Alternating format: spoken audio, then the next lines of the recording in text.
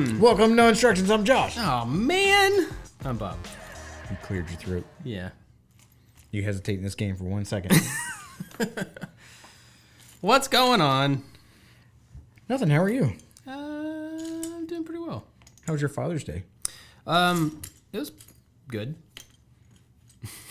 That was fun. It was Father's Day. A day? So, here's It had the a thing. title. I want to know about your Father's Day as well. But I will say this. I don't want to complain about Father's Day. Okay. But I think from non-fathers, meaning everyone except fathers, there's a misconception as to what Father's Day should be. And I don't want to complain, so I don't want to go into it any further. This is interesting. But about what it should be. Okay. Or what, I don't know. Elaborate. I don't want to. I don't want to complain. Well, then don't complain. Ask. Ooh, here we go. This is how you don't complain about something. You ask if someone else has the same feeling that you do. So that way, you're trying to... No, it's the same thing. No, it's not, though. Well, it was good. We dropped my daughter off at camp for the first time, first sleepaway camp. This is like camp. Yeah. Like the kind in like horror movies. Camp. No, the The kind setting for most horror movies. Not that there's going to be... like, feel-good summer movies. That kind of. Well, all horror movies start out as feel-good summer movies, and then something goes horribly wrong. Not saying that it will. Yeah, thanks for ruining but like camp. My daughter's camp in my mind now. No, we dropped her off at camp for the first time. Yeah, it's like sleepaway camp for a week at in dorms or in cabins. That's cool. Yeah. Did you ever do anything like that? I did a few times. When I was about her age, probably in the 9-10 range. And then in high school, we went to like youth camp. It was like a church camp. And it was always on it was called Centrifuge. And it was always on a college campus. Well, not always. Usually on a college campus. So we would stay in their dorms. And it was in the summer. So, most of them weren't occupied. How was your experience with church camp? Because I went one time, and it was also on a college campus, staying in the dorms while all the students were gone. And it was debauchery. Ours was never like that. Ours was always really good. That's good. Yeah, Centrifuge, I don't know how it is now or if it's even still happening, but at the time when I was in high school, it was a really well-run thing on a bunch of different campuses all over the country at the same time, like all summer long. They would have a campus, and they would just like week after week they have a different group of kids there. And I learned a lot, and I met a lot of friends. Yeah, it was good. I liked that good. camp. I'm glad that it wasn't all church camps.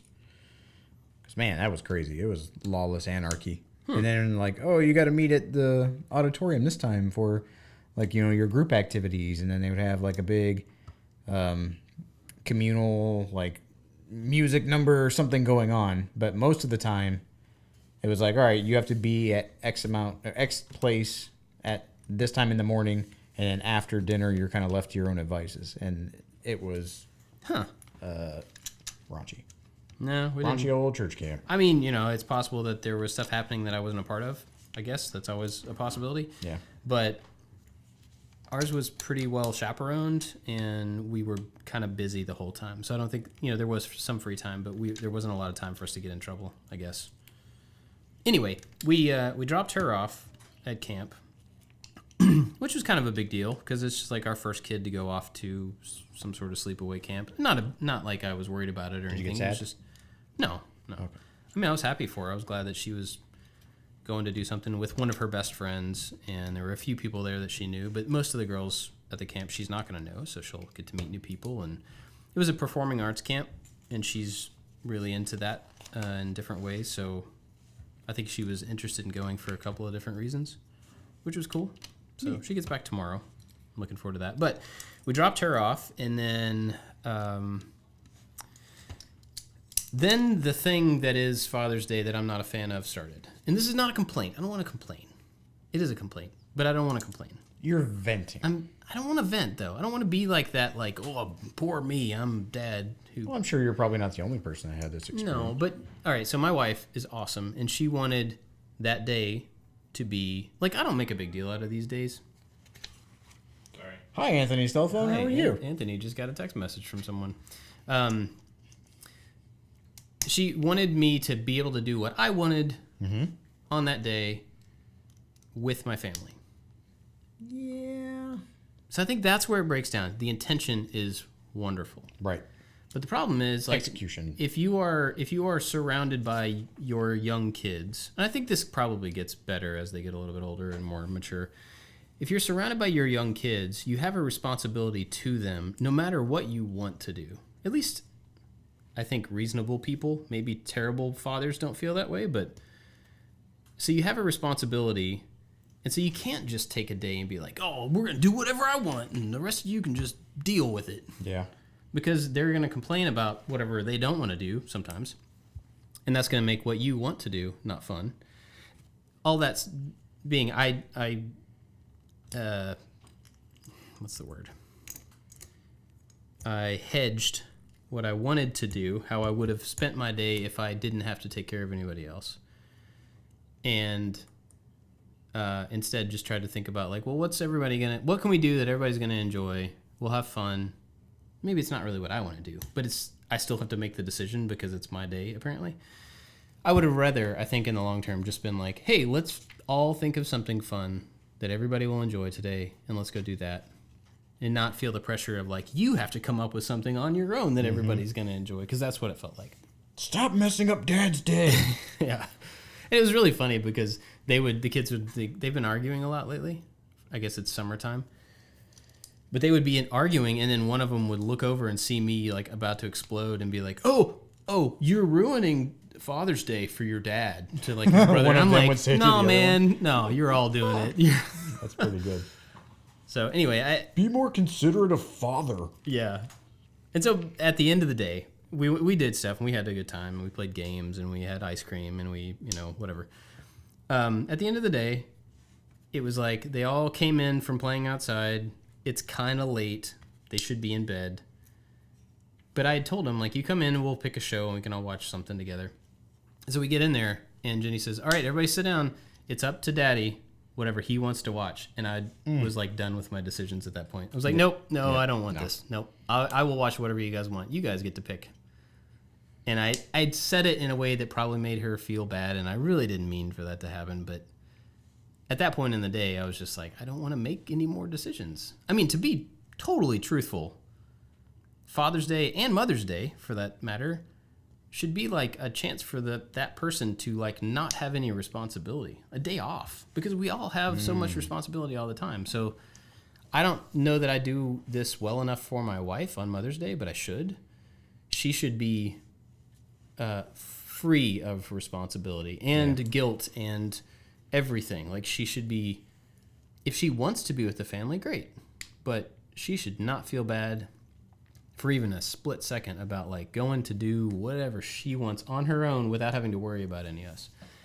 I took all the kids to the zoo, all of our kids, just me and the kids, to the zoo for Mother's Day one year. Just like, you need to leave your mother alone. Yeah. Because I think when we're all honest with each other, I love my children.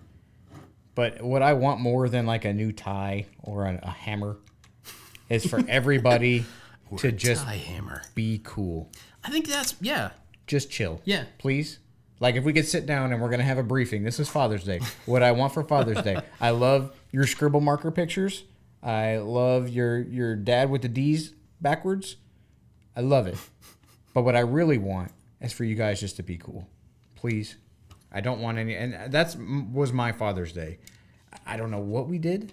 We went swimming a lot, but it was a chill day. That's awesome. And it was magical. That's great. But it was also my son's birthday, my middle son's birthday.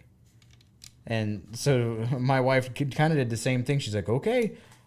She does a thing where if it's your birthday, like, you get to pick breakfast, you get to make, like, the decisions and stuff for, like, meals and things like that. So she kept saying, kind of like your wife did, she's like, it's whatever Isaac and Daddy want today. I'm like, nope. It's not what I want. Yeah. I'm being a realist. I'm not being a curmudgeon. I'm being a realist. Yeah. Because the 5-year-old and the 34-year-old want two very different things about today. And you're mature enough to not get what you want and be okay. Whereas a child Well, You can defer that a little bit. I can harbor it. Defer. I can harbor it inward Right. that I'm not getting what I want. Yeah. And just That's funny. let it be okay on face value. But yeah, I'm like, just give the boy what he wants. Just let him pick what he wants. Let him have a good day, because my day will be good if Let the they boy are wash your grandma. fine. Did you ever see that skit? No. What? It was an SNL skit about letting the boy wash your grandma. No. Yeah, you'll have to watch it. It won't make any sense for me. It was Adam Sandler and Chris Farley about this kid who wanted to do chores, but he wanted to bathe somebody's grandma or something. I don't remember. Anyway. Yeah. But that's ultimately what I wanted more than anything. I wanted a day where nobody screamed at each other over dumb things, where everybody was just fine. Like, you guys want to go play? You guys want to play by yourselves with each other and enjoy it? Like, that's a magical rarity that I would like to have today. And you had it? For the most part. I think toward the end of the day, people started kind of losing it. And it might have been they were hangry or they were sleepy or they were whatever. But for the most part, Father's Day was really chill. That's awesome. And that's what I wanted. That's great. I mean, if there were some Legos in there, I mean, I bought, okay, so the set that you're making, the Apollo 11, I bought that for myself, and I think I bought it for myself for Father's Day, so that's my bad. But that's all I wanted, was just not like the serene, tranquil peace and quiet away from my family. Like, I want to be with my family. I love my family. I just want my family to chill. Yeah, I think that's part of it for me when I say, like, leave people alone. I think it's really, it's not being by yourself. It's not having the responsibility of having to, like, break up fights. I don't want to like, discipline anybody today. Yeah, I'm with you. Please. Yeah, I'm glad yours was like that. That's great. Check yourselves so that I can enjoy myself today. And I mean, it was my son's birthday, so I was very cognizant of that. He had his birthday party the day before, so, and he's 5, so the differentiation between, like, this is your party and this is your birthday is still pretty vague. Yeah, it becomes a weekend kind of thing. And so, like, that day actually belonging kind of to him, he was, whatever, he had his party and he was happy and he was playing with his toys and it was great. Yeah. We went swimming in the pool most of the day, which was awesome. They have my middle son has a thing where he doesn't want to get in the pool unless I'm in the pool. We talked about this last time. Mm-hmm. I'm like, no way, bro, you're 5 now. Oh. Like, it's big boy time. You got this. You can do it. And he did. Nice. And then I got in a couple times and that water was freezing. And you're like, good job, like, son. Oh boy, I don't want to be in this water. But yeah, it was okay. That's cool. Well, good. I'm glad to hear that. And so I don't know if there's like I'm going to open this bag really quick. This set's going a lot faster than I thought. It's very small. It's a tiny one. But I know that there's lots of like Father's Day gift guides, and Amazon has some that'll be emailed out, and lots of magazines and things, and all the big box stores think that, I mean, it's nice to have like sales on tools and stuff, but I think they're really missing, and you can't really commercialize non-disciplinary family time. I think maybe that's a Netflix thing, that Netflix should have that's a good idea. Programming that's like, if you want your Father's Day to be chill, here are just some movies that you can put on with your kids that are not ridiculous, that are not terrible, that you might enjoy with them maybe, or they can just be occupied. Yeah. But it's definitely, I mean, drills are nice and all, but it's not a drill that I want for Father's Day. Yeah, I'm with you. I would not have minded to spend time with everybody, and I didn't mind. I mean, I'm not trying to say it was terrible or anything, but like, I think I would have enjoyed it more if I just didn't have to discipline. And that's probably a big condition of their age range right now, and the fact that excuse me, they're, you know, kind of fresh into summer break from school, and so they're spending way more time together than they're used to. And so there's a lot of headbutting, conflict, and proximity conflict, which I'm not, like, we're having a hard time with that. And I think they'll get better at it. Luckily, this week, 2 of the boys are, well, my daughter's at camp. 2 of the boys are doing a camp here in town that's like a 8 to 2:30 kind of school day type camp, kind of a maker camp thing, which is really cool. But so it splits them up a little bit. So hopefully the evenings this week will be like, hey, we get to play together again. Yeah. Let's don't hate each other. But we'll see. Do you think that is like they don't have a chance to miss each other? I don't know that they're it's just that, but it's like around. maybe. But I think in the summer, at least for us, we do a lot of like, you guys go outside and entertain yourselves. Yeah. We're not like you said before, we're not gonna be your, planning committee. Go do something. Figure it out. And because I think it's important, and I think they can and should be able to do that.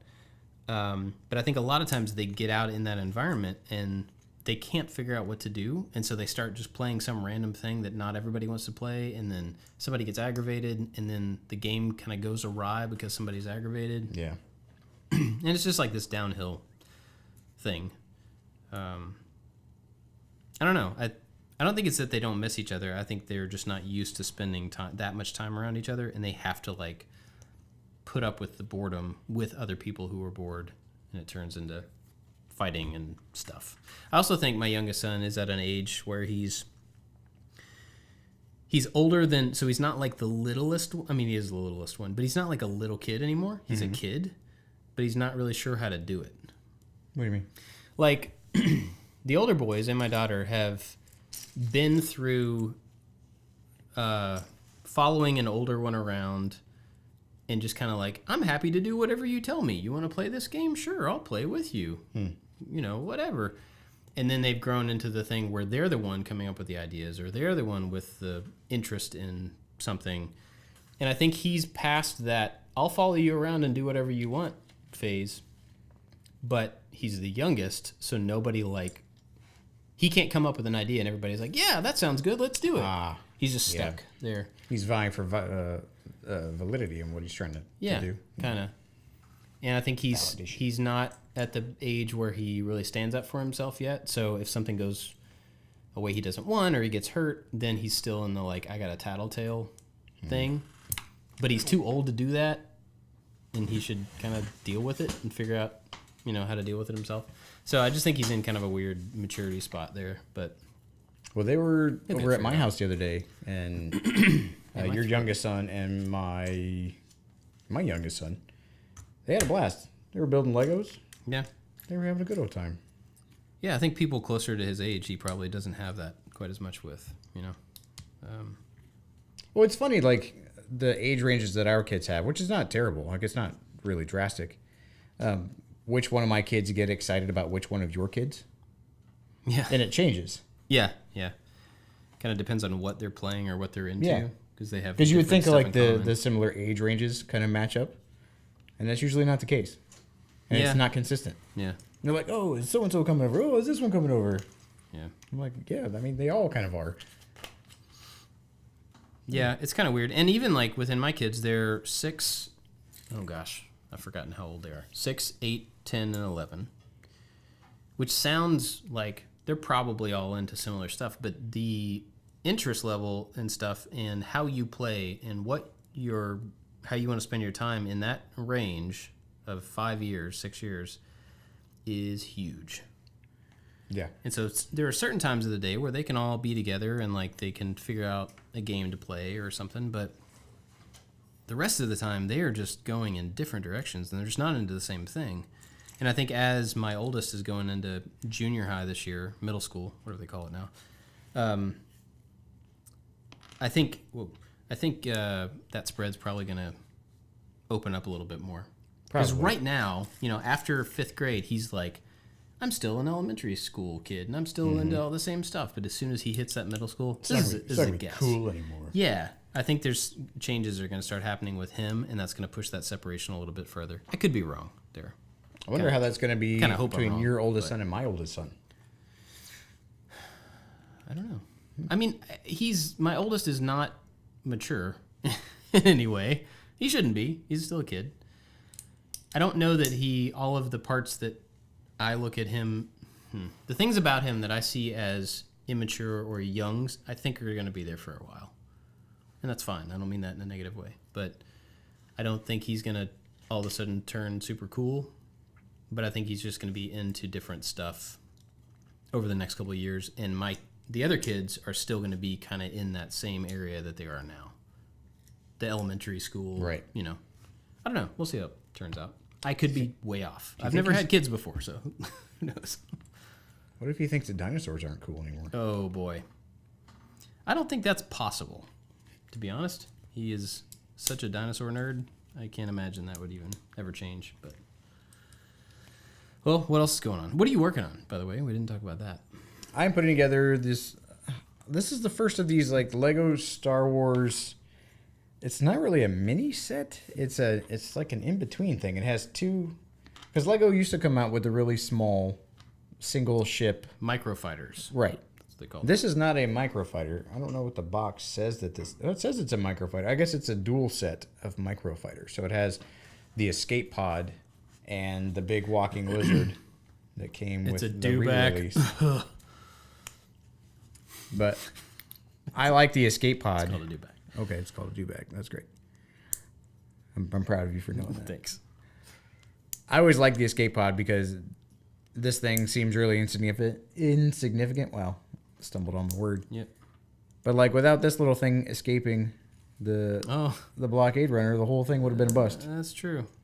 And so that's why the naming convention for all of the computers and stuff we have here are all after Star Wars ships. Mm-hmm. And so mine's called the escape pod. And I have a little affinity for it. So there it is. There's C-3PO and R2 riding on a disproportioned escape pod. Riding on top of it instead of inside of it. Yeah, this is like the little thing you put quarters on outside of the grocery store. Yeah, it is. That I don't really think exists much anymore. I haven't seen those for a very long time. My oldest son saved up some change that we had, and he was really excited about going to get a gumball when we went to get a haircut. And he forgot it, and he got all angry. So I borrowed a quarter from Anthony, and I was like, all right, I'm going to make his day. So I gave him the quarter. He got excited. When we walked up, and there's nothing in any of the little machines. The candy machines are bone dry. It's funny, well, like this Mexican restaurant that we go to on occasion, they have, like, in the little entryway, there's, like, one of those big blocks of, 20 gumball machines just full of junk, and it's all 50 cents. And so every time we say we're going to go get Mexican food, they're all like, oh, I got to get my quarters. And I'm like, man, don't waste your quarters. You could throw away, like, $2 or $3 on pieces of plastic that you'll lose before we even get home. And, like, candy that's been in there for that stuff is treasure. 10 years. But, man, they love it. I saw I think it was a Vice or a Vox YouTube video about a guy in New York and New Jersey who stocks those machines. Like that's his career. Huh. Yeah. Wow. And he was talking about the boom when they had these little cartoon figurines based on, like, I don't know, these California type, like Homies. Yeah, the little homies. Oh yeah, I remember Homies. Well, he was talking about the homies boom, which was a really weird thing. It was super strange, and how he was like making tons of money and then he made no money, and now he's going around like getting like $20 off of these things where he used to get like hundreds, and it was kind of sad. I met a guy one time through YouTube who owns a bunch of bait machines, like vending machines that sell live bait. He lives up north, and so it's like seasonal. Because obviously you can't I imagine so, yeah. I think he's in Michigan or something. But that always seemed like such an interesting thing. Like, it was a company, like, he had a legitimate not a big company, but he had a lot of these machines, and he had multiple trucks that would drive around and refill them and deliver machines and stuff. But then in the winter, it was like he had nothing. Yeah, it's kind of a feast or famine kind of deal. It just seemed like the fireworks industry. Yeah, that's true. They probably make so much money this time of year in the U.S. I don't know about the rest of the world, but I'm missing a piece. I don't remember fireworks in the rest of the world. I mean, I remember living in Belgium, and I remember the NATO base that I worked on had a fireworks display on 4th of July because it was NATO, and NATO is run by the U.S. government. A majority of all the leadership and stuff has to be U.S. government. So they had like celebrations of other people's holidays, but I mean, none of them are quite as flamboyant as 4th of July. Yeah. But I always wondered, like, are they even going to do that? And they did. And then, yeah, I don't know what other holidays anybody else over there had fireworks. Well, I mean, I know, like, in some of the Asian countries, there are a lot of fireworks in the celebrations. Mm-hmm. But I don't know if that's, like, a consumer type deal. Oh, if it's just, like, a spectator thing and for people who are capable or licensed to be able to handle explosives. Huh. Not in America. That's right. Anybody can handle pretty much anything. Although at one time, at least here in Kentucky, you couldn't buy like a certain grade of firework. You know, it was like you could only buy the cheap stuff and like bottle rockets. And so when we lived in Georgia, every time we would come up here for 4th of July, we would stop in Tennessee because you could buy the good stuff.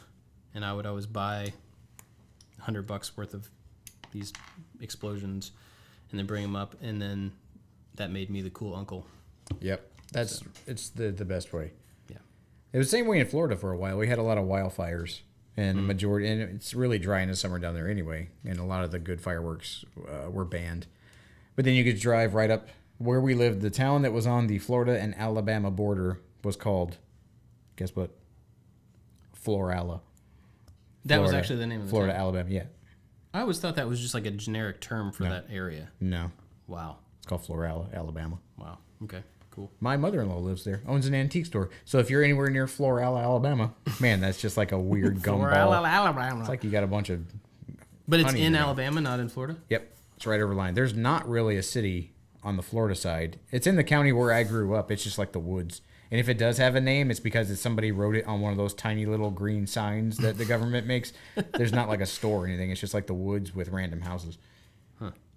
And I think there's a liquor store. Of course there is. Yeah. And it's Florida, so it's probably drive-through. But yeah, I used to go up there and get all the good fireworks because you cross over the border and there's a lake, and then like the stopped light that was less than a quarter mile from the border is where the fireworks store was. Yeah.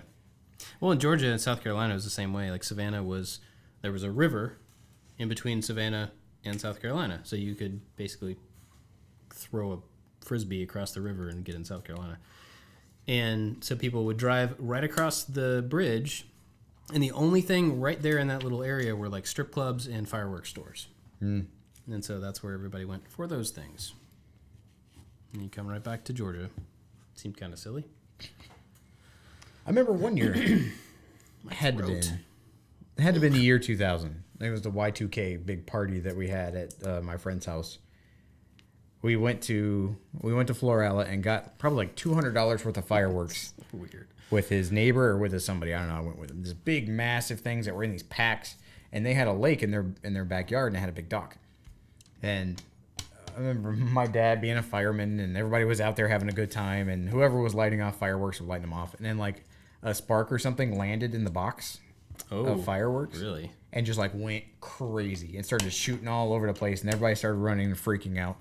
And I forgot who it was, but someone like braved the barrage and ran out onto the dock and like tried to kick it into the water, but they didn't flip it over. They just kicked it, and so then it became like a floating fireworks launching apparatus. It was amazing. So good. And I remember everybody was freaking out because they're like, no, you guys can't leave. Because, I mean, I was in high school in the year 2000. So, like, you can't go anywhere because they were still somewhat weirdly afraid of the Y2K bug, like ruining all the stop signs or stop lights. Or people looting. I don't know. But they were like, no, you guys need to just stay here. Don't go anywhere. Let's stay safe. Yeah. That's fine. Around the fireworks that are attacking everyone. That's pretty funny. One time a few years ago when I would buy those fireworks and I would come back here and I would always set them off because I was a cool uncle. My brother's cool too, but I would always, want to set them off. And it was dark. We would wait till it was dark out there. And sometimes I would have a flashlight and sometimes I wouldn't. And so we got those big mortars and I'd set off several of them. Yeah. So you take this mortar ball, it has a big long wick, and you drop it down inside this tube that comes with like a mortar tube. Drop it down there, you hang the wick over the side, you light the wick, and then you run away. It explodes. The only place it can go is up, out the tube. Right? Path of least resistance. Yeah, and these things are a ball with a cap on the bottom. And so somehow, after doing several of these, I'd put one in there and lit it and apparently got it upside down. Ooh. So instead of going up, it just exploded. Like 15 feet from me on the ground, and everybody was wrapped around us. Like, everybody was in like a big circle around this kind of launch area. It was one of the loudest things I've ever heard in my life because it was just right there, and nobody was expecting it. Everybody's like looking up, like waiting for, okay, here it comes, and then just this, shaking every part of your body right there. Yeah, because the mortars have, Kinda terrifying. it's a ball with like a little cylinder sticking out of the bottom. Yeah. Yeah. And like that a cylinder little is the part that, the propellant that will launch it up in the air. cap. Yeah, that's fun.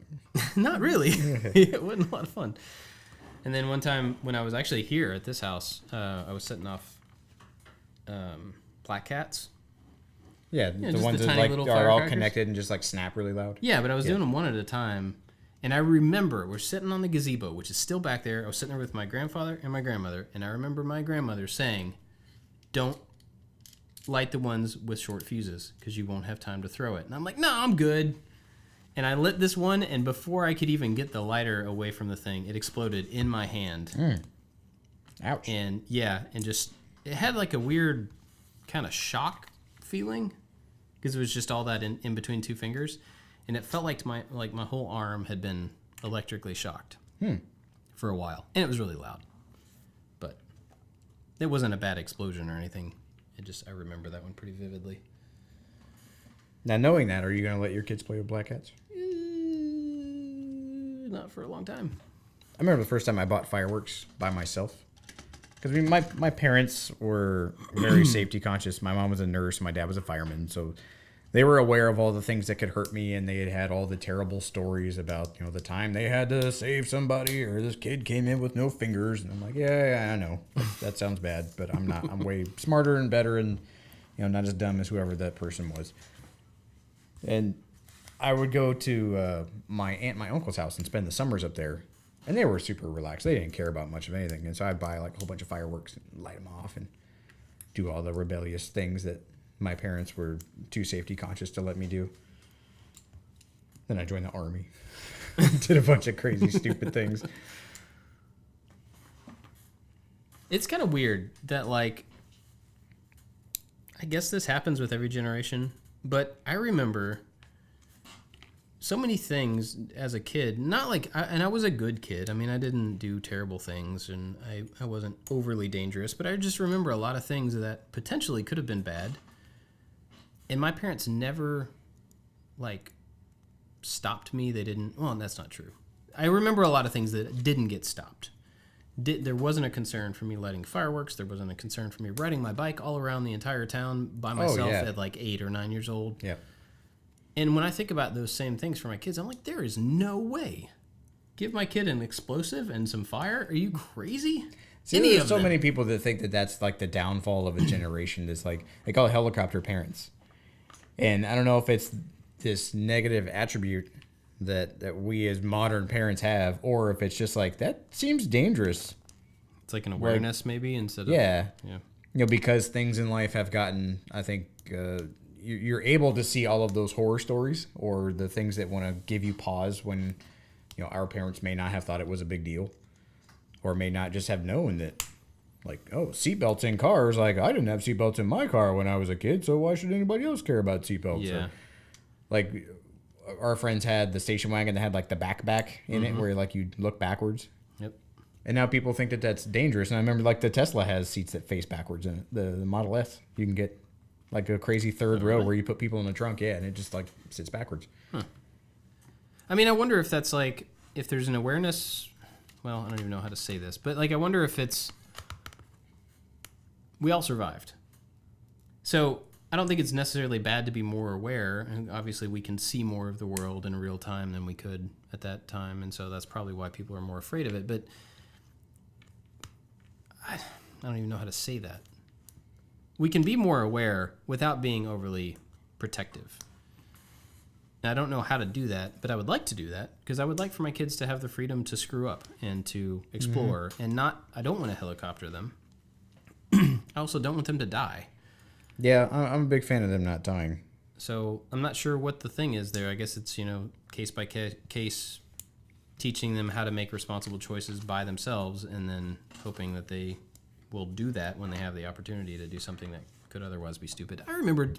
I think so. I think that's the point. I think that's a really good point. But see, I was a pretty good kid. And I remember as a senior in high school, standing on top of somebody's car, going down the road at like probably 50, 60 miles an hour. More than once. That's stupid. I easily could be splatted all over the side of a road. And I was pretty smart.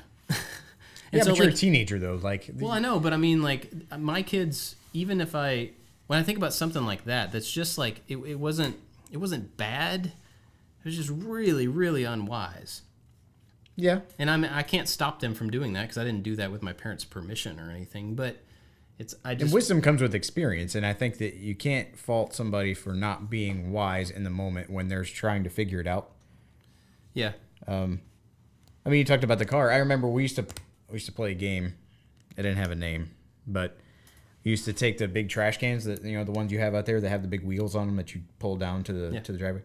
Well, we would get inside. Somebody would get inside the trash can, and then somebody else would take their car, and not at like super fast speeds. A friend of mine had a driveway that like sloped down, so we would just like put the car in neutral and just hit the person in the trash can and see how far the trash can would go. Really? Yeah. And so I think to my parents who are listening to this now, I could say, like, up to that point, even with that stupidity, I was the one who was like, well, you could probably die in this, and potentially this kind of way. Let's mitigate this by, like, ooh, let's put some pillows in there. Or like, let's wrap them up in a if you're comforter. gonna do it, Yeah. what's the so I safest was way? that kid, Okay. and I think that my parents' safety consciousness, probably not. They're like, well, I knew a kid who did it, because I could always say that I was not ever going to be that kid. But like their thought process and things seemed to kind of rub off. Like I was able to still do something incredibly stupid, but mitigate it in a way that would be the least dangerous while still being stupid. Yeah.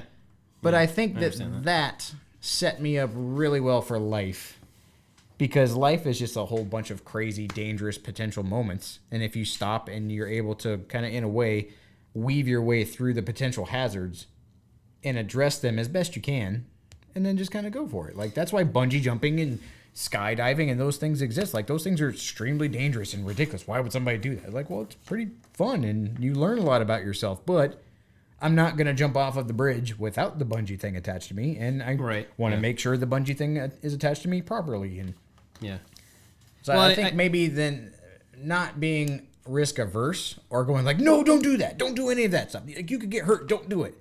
It's like, if your drive to do this thing is so great, let's do this together, but let's look at all of the ways that you could die or be maimed or make me spend money on a hospital visit. Like, let's focus on those things. Right.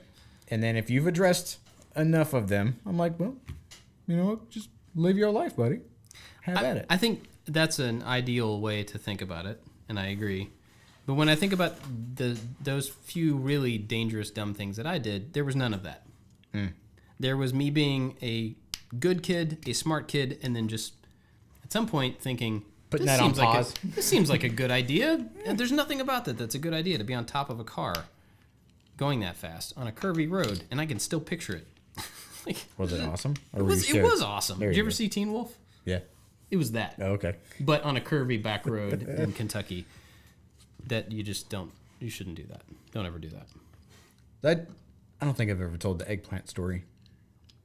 I don't know. Okay, so I was in high school, and it was Halloween, and the friend of mine had a car, and I think I was maybe 15 and he was 16, so we were out driving with like a bunch of other people. And I remember I was in the middle of the back seat, and they had two rival middle schools, and we had left the one, and we were like, let's go TP the high school and go do crazy teenage hijinks. And so we went to like... Hijinks. Yeah. We knew that Walmart had cameras and stuff, so we went to the IGA. Do you ever have an IGA? Yeah. The garbage kind of grocery store on the edge of town. So we went to the IGA, and we bought like a bunch of toilet paper. And again, someone was like, yo, we have to supplement this with some regular items as to not erase suspicion. So we had like a gallon of milk, and then somebody put an eggplant on the conveyor belt with the eggs and toilet paper, which was super stupid. And so we were like throwing eggs at things being dumb. It's something I would be extremely angry if I caught my son doing. But I remember we went to this middle school and like doing donuts in the new grass they put out there, and we got out and people were like throwing eggs at this. They had this big glass like facade, and I remember the one kid who was like the bad kid in the group. Everybody else was pretty mild-mannered. Like, took this gallon of milk and like that Banksy drawing of like the dude about to throw that Molotov cocktail, but it's like the flower. He did that with a gallon of milk. Ooh. Probably about 25 feet in the air. It was pretty impressive on all things. And I'm like, oh man, that's going right through that window. And it just like it exploded all over the front, rained milk down the whole side of this thing. And then some other people throwing eggs, and we're like, oh man. And you see these headlights coming at us. We're like, oh no, somebody's on us. We got to get out of here. So we start this like crazy high speed chase through like the dirt roads in this small town that we lived in, and finally got away from somebody. We're like, oh man, I think we're good. Let's go home. And not 5 seconds after we leave this parking lot that we dipped into, like the police pulled us over. And the one bad kid who threw the milk was like, just go, man. He can't catch us. Just go. We can live forever. Yeah, we're like, shut up, guy who sells his Ritalin to all the kids at school. Like, shut up. And so we had to go back there, and they had like the principal and all the other people and that got called in. And I remember my mom. I love my mom. All the guys were freaking out. And I didn't really care that much, honestly. But the one kid's dad was like screaming at his face, and then the other kid's dad showed up, and my mom was like, what are you doing? I'm like, I was in the back of the car. I was kind of along for the ride. I didn't really try to stop it, but honestly, I didn't really do much of anything. And so she wasn't super mad because I was honest with my mom. I could always have this thing where I could tell her the truth, and it was a relationship that we had that I'm trying to foster with my kids. But I remember she looks over and she starts kind of giggling. Because there's these 4 cops that are like the resource officer people and the principal are looking up at the window and trying to get an assessment, and they're looking at all the eggs, and you see all these flashlights, and there's like 4 cops standing around with their flashlight on the ground in a circle looking at this squashed eggplant. And my mom is like, what is that? Ooh. And I just start laughing, and this cop starts screaming at me because I'm laughing. Oh, yeah. You think this is funny? And I'm like, I mean, come on. Like, for real. And my mom is trying not to laugh. And I'm like, this is the moment where I know that my mom absolutely loves me and I can tell her anything. It's because she's laughing as much. Like, there's a stupid eggplant somebody threw at the side of a middle school on Halloween. Dumbest sentence, right? And that's pretty good. I remember we got community service. And so we had to go clean up that middle school. Like, after our high school class, we had to just walk over there. And the janitor was super cool. That guy didn't care. He gave us these big leaf blowers. And so we would just like put trash and Coke bottles inside these big industrial backpack leaf blowers and just like launch them across the gymnasium and ride the Zamboni thing around the school. Ooh. Man, it was so much fun. That was the best community service. I did not learn my lesson at all. But that eggplant thing, like, it was the dumbest, like, just shenanigans. There was nothing else to it. Yeah. There was no ill intent. We didn't hate anybody. There was no violence. It was just dumb. Yeah. And she could see that, and I'm glad that the administrators could see that. And I think all in all, like, no one's hurt. There's no property damage, which, I mean, idiot could have broken that thing. But and I would have ratted on that moron, because that dude straight up is just stupid. I'm like, that dumb face right over there threw a gallon of milk through a window because he's an idiot and couldn't mitigate, and didn't think about physics and all the other things. Like an egg on the wall, like, oh, it's just going to make a mess. You can clean that up. Like, you smash some windows, like, that's taxpayer money. So I remember when I was growing up, there was a lot of egging and a lot of TP. Mm-hmm. A lot of that. But there was this one time that I heard about, and I wasn't there, but I heard about it, where they took, it was our band director. Your plaque is on wrong. It's okay. I figured it could be turned. Sorry, your band director. So I didn't really worry about that. Band director. Somebody thought it would be funny to, whatever, man, it's a sticker. Historically it doesn't matter. There. Is that better? Your band director's happy now. Please continue. Band director, somebody thought it would be funny to take slices of bologna and polka dot his car. So he comes out, and there's slices of bologna everywhere on every body panel, which destroys the clear coat. So many things destroy clear coat that you don't know when you're in high school. Yeah. The girls' soccer team put gummy bears all over this dude's car, his black car, and it melted all over the and like destroyed his car. And they were so like they got in big trouble and all this. And I bet. I would venture to say that most adolescents, just discipline that need to be dished out is just being unfamiliar with how things react to clear coats on people's cars. You should have to have chemistry class like earlier in school, so you See, realize if they would have taught that in chemistry, then people would have paid more attention. how to destroy other people's clear coat on their cars. Look, kiddos, bologna has some crazy acids in it that's going to eat away at your 89 Toyota Tercel, so don't put it on there. Yeah.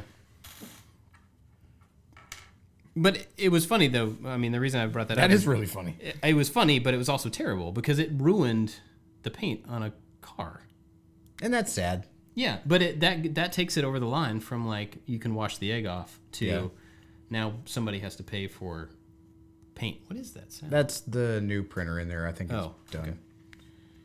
Okay, so let's do some prep work because our kids are not immune from being stupid teenagers. I don't want to do this. Ugh. Okay.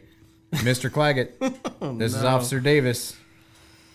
Your son and his hooligan friend, the Price Boy, were just caught putting prosciutto all over somebody's minivan, and it messed up all their stick figure stickers on the back. And it's going to be at least $600 in repairs. What do you do? I will pay you for it right now, and we will deal with their consequence internally. Which will end up being an external consequence, but I will pay you for it to fix it right away. I will take that burden as a parent to not have anybody else burdened by my own child, and then I will deal with their punishment myself. Part of their punishment will be public humiliation. Ooh. Because I am not above that. Like a sign in the city square that says prosciutto will ruin your stick figures on your minivan? One time... The more you know? We were in Palatka, Florida, which is where my wife is from. Tiny little town in Florida. We're going into Walmart. They just got a Walmart. Woohoo! The Walmart. We're going in there, and there's a dude, scraggly looking dude, standing in front of Walmart holding a big white sign that says, "I stole from the store." And he was standing there with this terrible look on his face as people walked in and out of the store. And we were in there for an hour or something because it's Walmart. And we come out, he's still standing there. And I was like, man, that judge probably had a big smile on his face when he made that happen. That type of stuff will leave a lasting impression on anybody. Yeah. Not that I want my kids to be humiliated, but like, you want something to stick. Like, that would make it stick. And I understand probably municipalities and local judges and law enforcement thinking that community service is trying to make good of a bad situation. But I don't think community service should be a punishment. I think community service should be mandatory in a lot of different circumstances. So I think as a punishment, like, you are going to make your community better. Ha ha ha. Like, yeah. Do good. Okay. Like, that seems disproportionate to me. I think humiliation is a good one. I think that there should be a specific type of judge or law school that you get to go to, or a course in law school about, like, you don't need to send someone to jail. You don't need to put people in juvenile detention and potentially ruin their path in life. Right. You just need to humiliate them in front of their friends for a while, and so they don't live part of that down. Yeah, and I mean, I don't want to humiliate people, in all honesty. But I do want think it to stick. I want it to stick. And if it takes standing in front of your peers and having to admit that you messed up and you did something that caused damage, I think that seems totally worthwhile, you know? With the hope that there's some grace at the other end of that, you know, that you can be forgiven and let off the hook for it. But I think it's really important for at least a kid to acknowledge the fact publicly that they've made a mistake. Because it's super easy, and go back to Aunt Becky, it's super easy for a parent to step in, fix the problem, and then it just goes away. And then the kid never has to deal with the consequence. I think consequences are a huge learning opportunity. Consequences are, I mean, other than, again, Aunt Becky's family, like, consequences are real. It's the most real thing that happens in life. Yeah. You don't operate in a bubble, small child.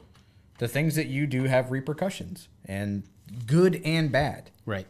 And so if you want to put your friend in the dumpster or the garbage can and then hit him with the car, and then homeboy falls back and gets a concussion, and he can't say ours the rest of his life, like, those are repercussions for your actions. Is that a thing? I don't know. Probably. You know why I don't know if that happens? Because I put comforters and pillows in that dumpster while we hit him with the car. I was going to say, because you maybe got hit too hard with the car and the trash can one No. time. We mitigated that because we were smart being stupid. Smart being stupid. Yep. All right, we're almost an hour in. We'll do a couple... Yeah, we can do the rest of the pros and cons list from last week. Which, if you are listening to this, send us some pros and cons. The easiest way to do that is to become a patron. Quick plug, got to. A patron of I Like to Make Stuff. And then we have a Discord for patrons of us. And you can go there and leave some topics in the No Instructions Discord. Leave us some topics or some pros and cons or movies that we have never seen that we could see and talk about or whatever. Anthony's quite chatty on the Discord. So. He is.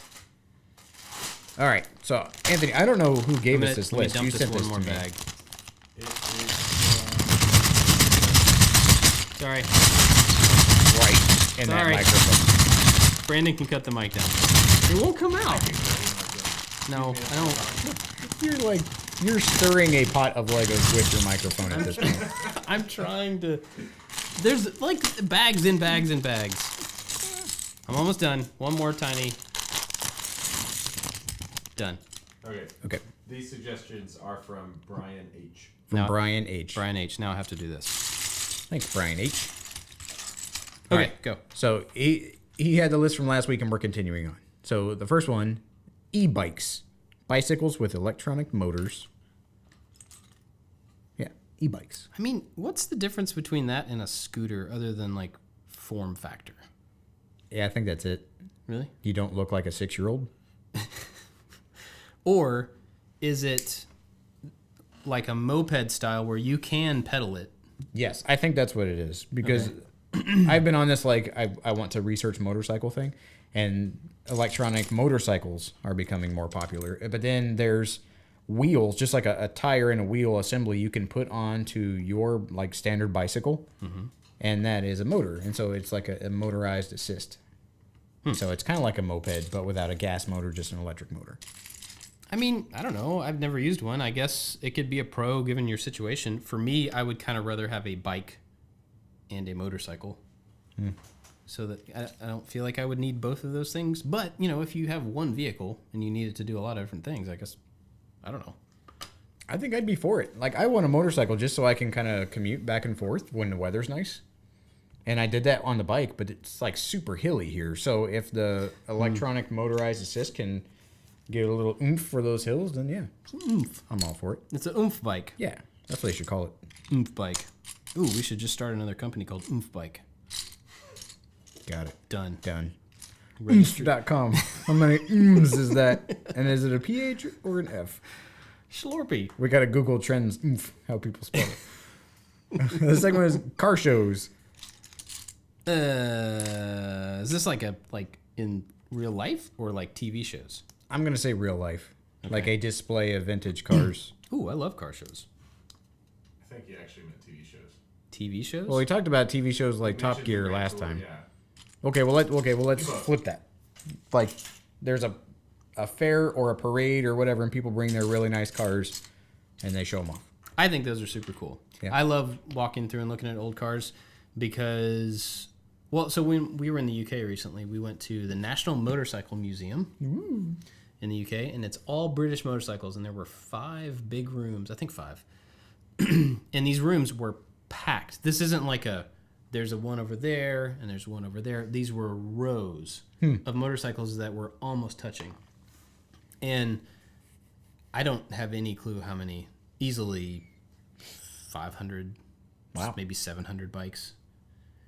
And it was overwhelming because it was all like black and chrome just everywhere. And then there was like one room that was all blue and chrome. And, you know, it was kind of hard to tell what you were looking at after a while. But when you zoom in on the details of those bikes, and the car shows are the same way, like badges and trim pieces and, you know, gas tank design, it's a bunch of really awesome design that evolved over the course of, I don't know, 50 years or whatever the museum covered.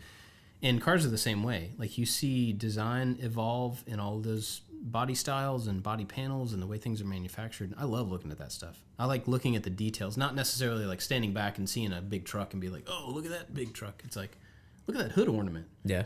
Or look at the way the mirrors on the side are attached. And that's the stuff that the people that restore those cars are most proud of. I would think so. Yeah. Like I got that door handle. You know realize how hard it was to track down those door handles. It took me 20 years to find that door handle. Yeah. What do you think about them? I like car shows. I've never been one to maybe scrutinize as much because if I'm at the fair or the whatever's going on, I usually kind of go toward the thing that's going on, and the car show is usually on the peripheral somewhere. But I mean, I will easily and happily peruse a car show. Yeah. Did you want to go to the one here? I didn't go to the one. There's one Where's downtown here every year. Oh. And it's an interesting mixture because it's not just classic cars. It's just cars. So there's, big mudding trucks.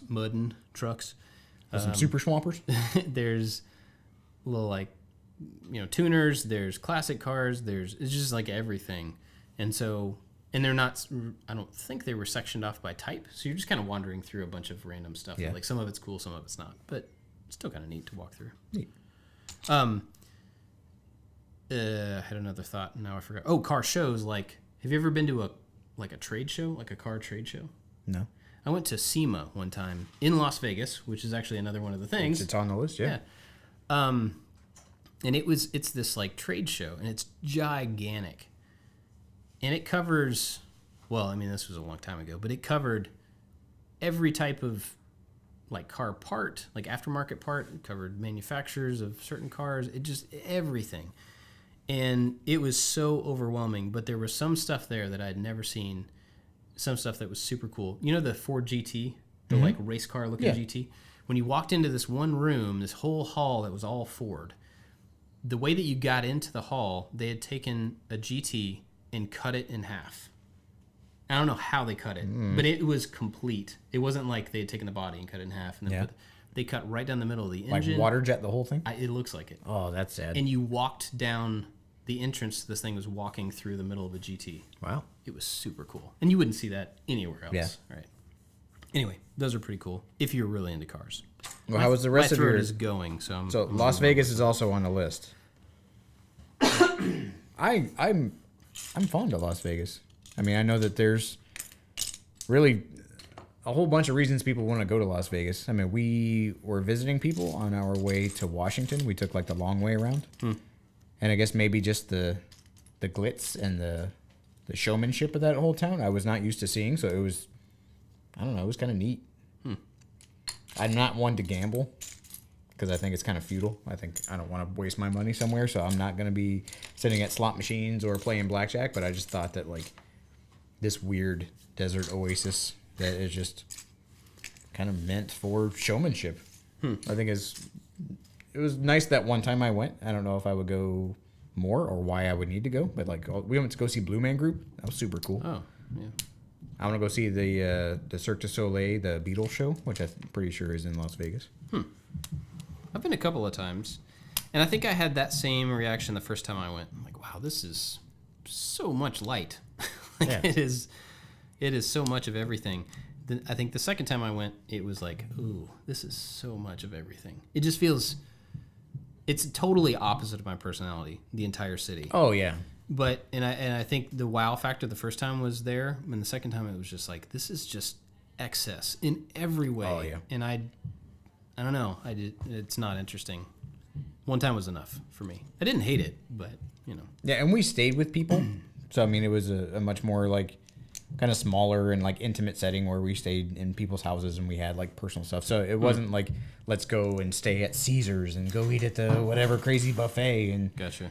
Yeah, that whole town is known for opulence, and I think when you see it, it's kind of spectacular. But I think to be in it all the time may start to affect you. I wonder what it would be like. I know a few people that live in Las Vegas, but I wonder what it would be like to live there. Because when you think of Las Vegas, you're thinking of the Strip, which is a relatively small part of the city. Yeah, because most of the residential stuff is up on the mountain. Yeah, so I wonder what it's like to live there and not really, be a part of the Strip.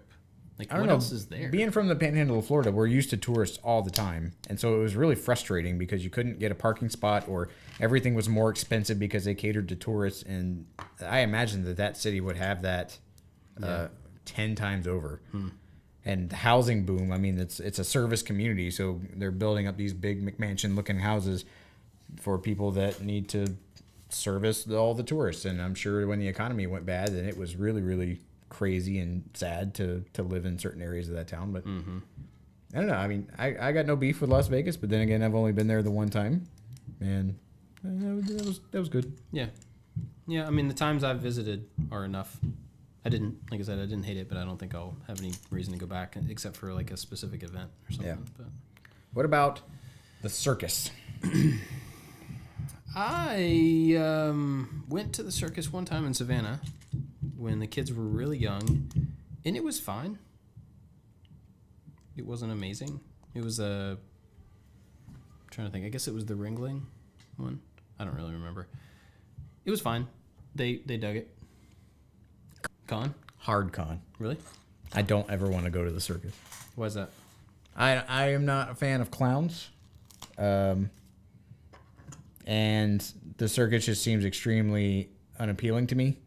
Not that I am like an animal activist, but they have all these creatures just to walk around in like a dirty circle for people to stare at.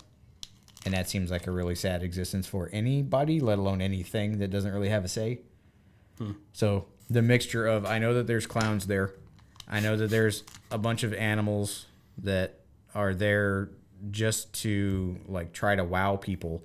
And it's not like they get to stay in a place like SeaWorld is, I mean, in that same vein is kind of sad, but you know, at least the whale or whatever has a habitat, and there's like, it's a traveling sad circus. I don't know.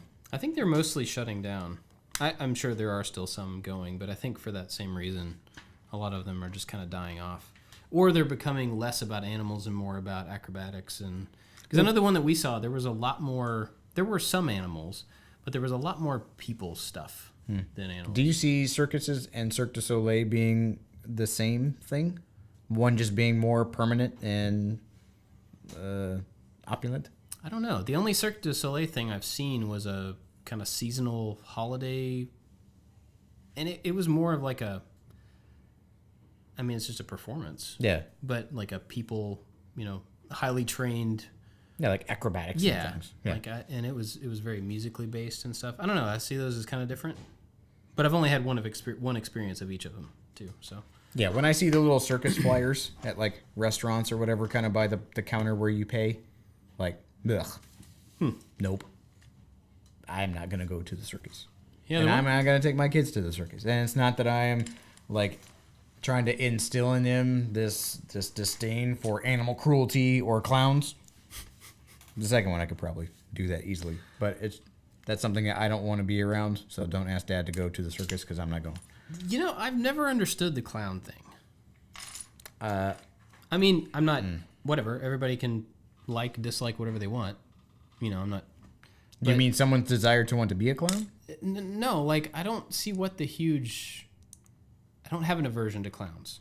I don't like them. I don't look forward to them or anything. But like, and some people just are really, really uncomfortable. I'm quite clowns. uncomfortable around. And I've just it doesn't hit with me. This so is I don't real really, talk, people. If you've made it this far, you know this about If me. you want to freak him out real good. Somebody did that to me on my birthday, and I got punched in the face. Yeah. Not joking. I don't know. I had a bad dream when I was a kid, and like I would get this dream when I was sick. This dream would like reoccur, and I was being chased around by a clown. And I remember my uncle worked at the White House, and they would have the Easter egg roll every year, which is this thing that they do. And I remember there's a picture in my parents' house of me and my brother and my cousin with this clown, and I'm kind of freaking out. So I don't know if it was like from whatever that moment. I don't remember that moment, or if that was just my natural reaction to people dressed up like clowns. But I am uncomfortable to the point where I'm going to make a wide berth around that person. We're not going to make eye contact because I feel like I don't know what is going on with a person to make them want to do that, to make them want to dress up like that. I try to. Okay. It's hard for me to go like, yeah, that's just like a lady. That's a lady. It's just like a lady you see at the store. But why? Like, why do you do that? Why are you doing that to people? I don't know. Huh. Well, it's funny because, like, if you think about, you know, cosplay, people want to dress up like different things because they enjoy the whatever, and I guess that doesn't translate to the clown thing. Like, I'm with you in that I don't know why you would want to dress up like a clown, but I also don't know why a lot of people do a lot of things. So, Mimes are just super mean clowns, rude, antagonistic. so does this for you go with like people in Easter Bunny costumes and stuff like that too, or is it just the smiley faced clowns? What my affinity to it?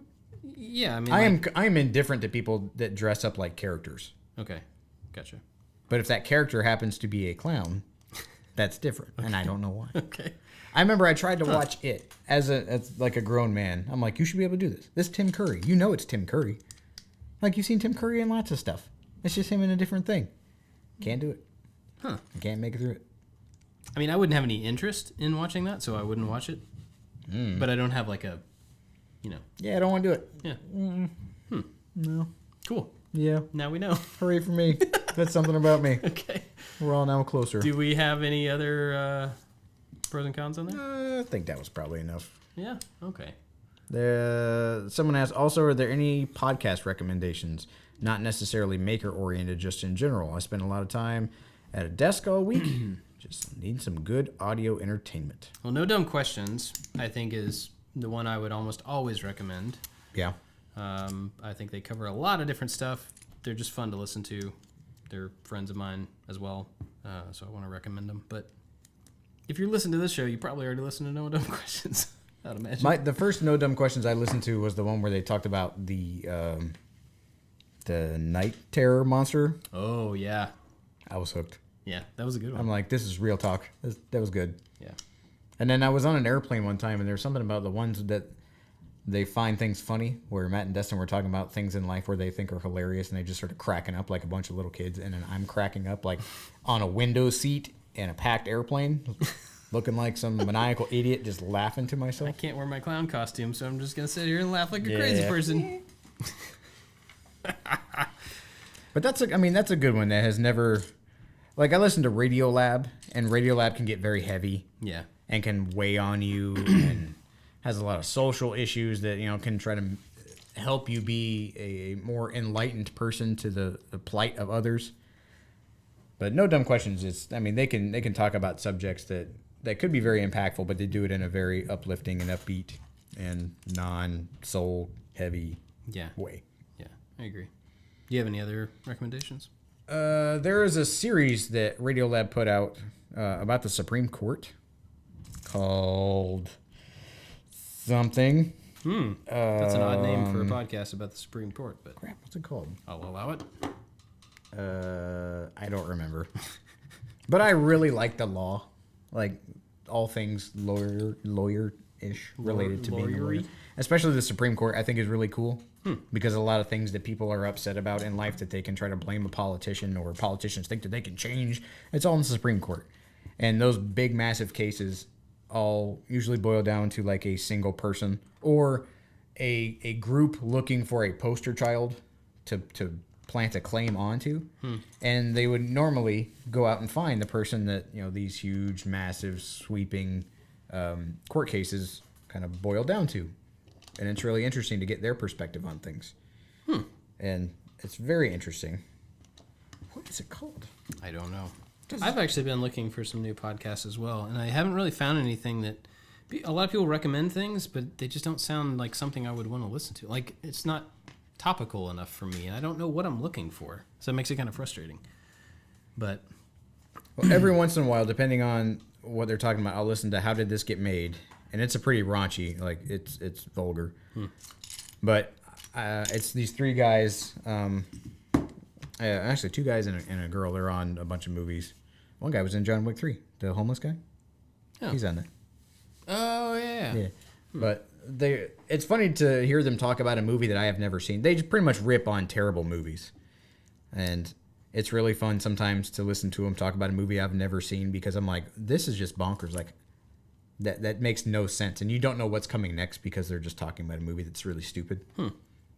And the more they talk about it, the stupider the movie sounds.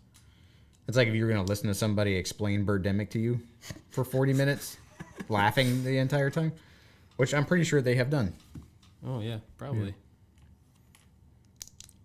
Cool. Well, I was going to say, where can people find you? But they can find you in somewhere different. Oh, yeah, I changed stuff up. Yeah. So... More Perfect. That's the name. More Perfect. More Perfect is the name of the Supreme Court podcast that Radiolab puts out. I would not have called that. Yep. Okay.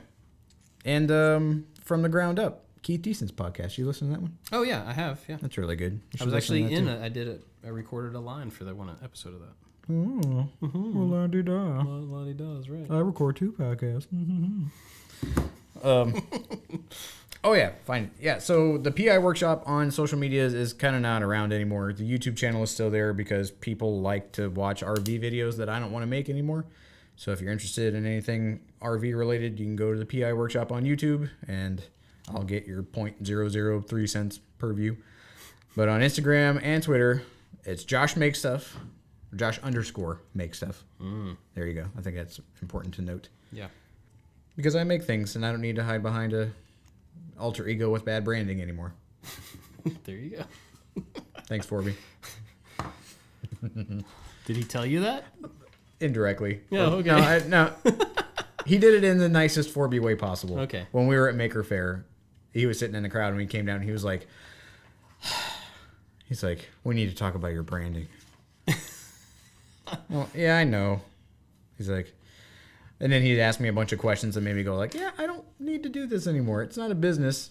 It's never really made a lot of money. I can make things on my own. My name is Josh, so why don't I just simplify this entire thing? There you go. Yeah. Cool. Well, you can find all of us at I Like to Make Stuff on all this stuff. Like I said before, if you want to help out the show, Patreon is the best way to do it. And that's a good way to get us topics and pros and cons and let us know what you think of the show. Also, if you think somebody would like this show that you know, send it to them. That would be awesome as well. Post it on some social media platforms, which a lot of people seem to really enjoy the last episode. I've had at least 4 people reach out to me on the various platforms and tell me how much they liked the last one. So, What was the last one about? parenting and kids. Oh. And that was the one where let your kids talk. Listen to your children. Yeah. That one. Yeah. That one was a good one. Yeah, we should do a follow-up on that at some point when we We have should some... interview our kids. No! No, yeah, we should talk about that again once we have some experience with trying that. My wife did it yesterday because she listened to the podcast. Oh. And she said it worked like gangbusters. They had a great day yesterday. Wow. Okay. Well, I need to do better. I actually haven't really had an opportunity to do that yet, but we'll see. I'll go wrestle up some trouble. Great. All right. Well, thanks for listening, everybody, and we'll see you next time. Bye-bye.